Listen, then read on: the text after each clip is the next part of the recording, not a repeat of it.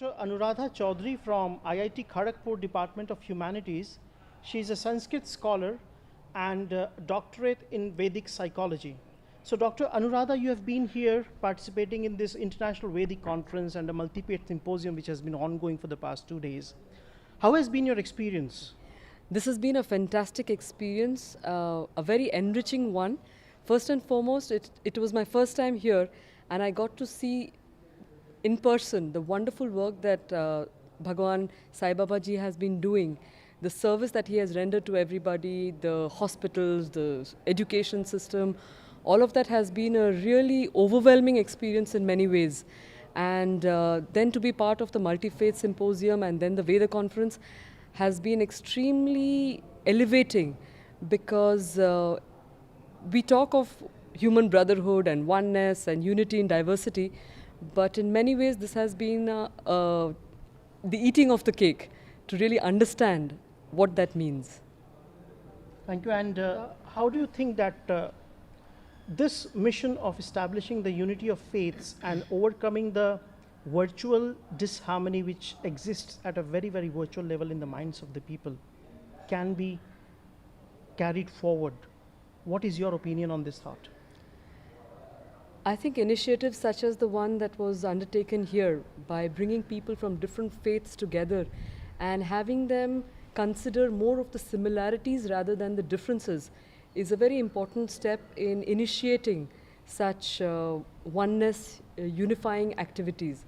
For example, yesterday we had Professor Ali Mohammad Naqvi from Aligarh University, who spoke very eloquently, and he said he in fact identified about 14 points on the basis of which we can show that there is a greater common ground, a common framework for harmonizing the different religions.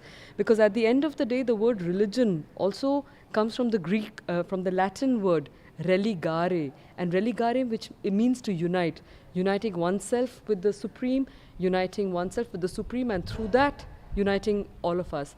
So the more we can connect to the essence of our different faiths, the more easily one can understand the common basis that builds our different systems, our different... So the moment we are able to identify the common underlying essence of the different faiths, the easier it is for us to reach out and feel the love that binds us rather than divides us. Thank you, Dr. Anuradha. So how do you think you can contribute to this mission? I think there are a few ways of going about it. So first and foremost, I've been doing a lot of work with mantras, understanding the mantras from a deeper vibrational perspective. And when one does the Vedas from that basis, one understands that if we look at our subtlest nature, then the boundaries that we so artificially construct actually fall apart. And we are far more united at that subtle level than we are ready to recognize. So I think my work with mantras and sharing it from this perspective is helpful. But besides that, I think at the end of the day, we are all transmitters of some sort or the other. And at the end of the day, no matter how much we talk about things, if one is able to practice it, implement it in one's own life, our actions will speak louder than words. So I think attending this has been another reminder for me that, so I think what I would like to take back from here and what I would in my own way share in the different circles that I have is the dictum that was given by Bhagwan Shri Sathya Sai Baba himself, which is love all, serve all, help ever, hurt never.